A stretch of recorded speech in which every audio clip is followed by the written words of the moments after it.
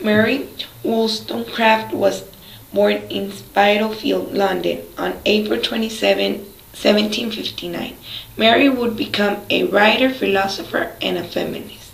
She wrote novels, treatises, a travel narrative, and a children's book. Mary's lifestyle is at times more known than her writings, but both have had important influences on feminism, and now she is seen as one of the founding feminist philosophers. As a child, Mary's father would beat her mother in drunken rages, and Mary would sometimes sleep in her mother's doorstep to protect her. Mary's sister Eliza was suffering from a form of depression, and Mary convinced and made all the arrangements for Eliza to leave her husband and child. Her sister would suffer from social rejection, would not be able to remarry, and lived in a poverty the rest of her life.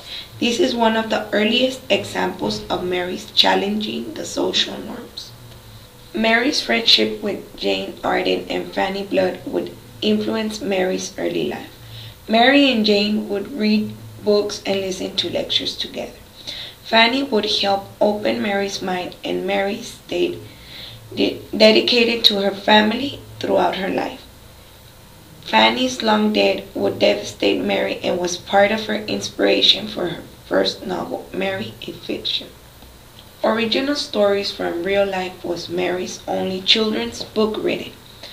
In the book are experiences she had from being a governess to a daughter of the Kingsborough family in Ireland.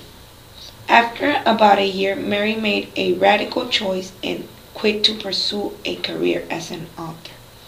She found a job with Joseph Johnson and attended many of his famous dinners, which included Thomas Paine and William Godwin. During this time, she wrote for the Analytical Review. Mary pursued a relationship with an artist, Henry Fuseli, and this would be another example of her challenging the social norms. Fuseli, who was married, broke off her relationship when Mary offered Fuseli's wife a platonic living arrangement between the three. During this time, she had written Vindication of the Rights of Men, which was a response to Edmund Burke's reflection of the Revolution in France. This had made Mary famous almost overnight. Mary then wrote a Vindication of the Rights of Women, which would turn out to be her most famous and influential pieces of work.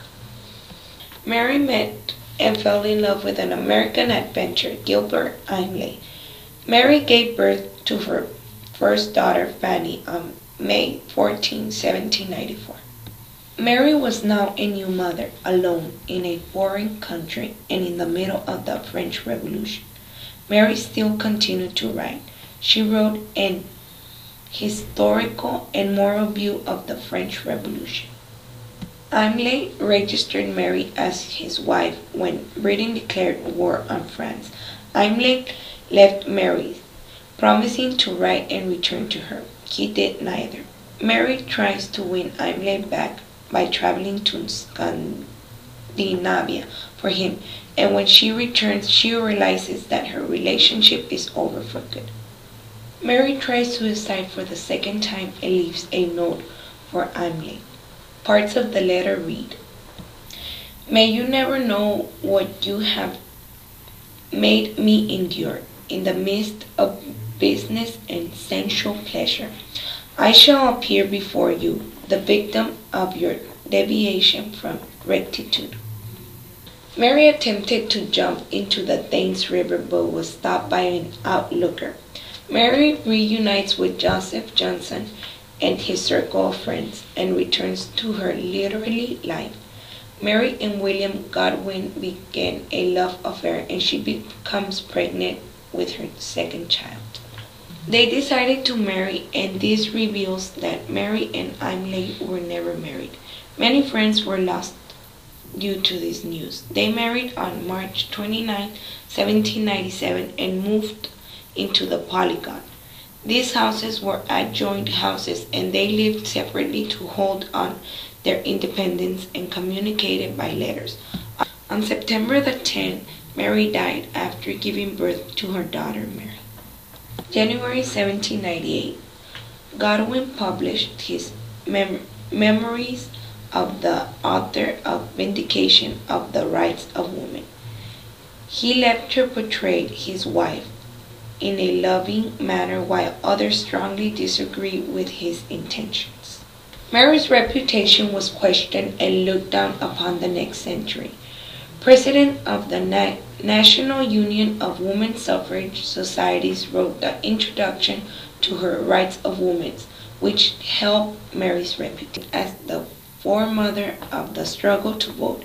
It wasn't until 1960s and 1970s that Mary's work would be fully acknowledged. Mary's works and lifestyles are now seen by some as her fight for women to have the same rights as men.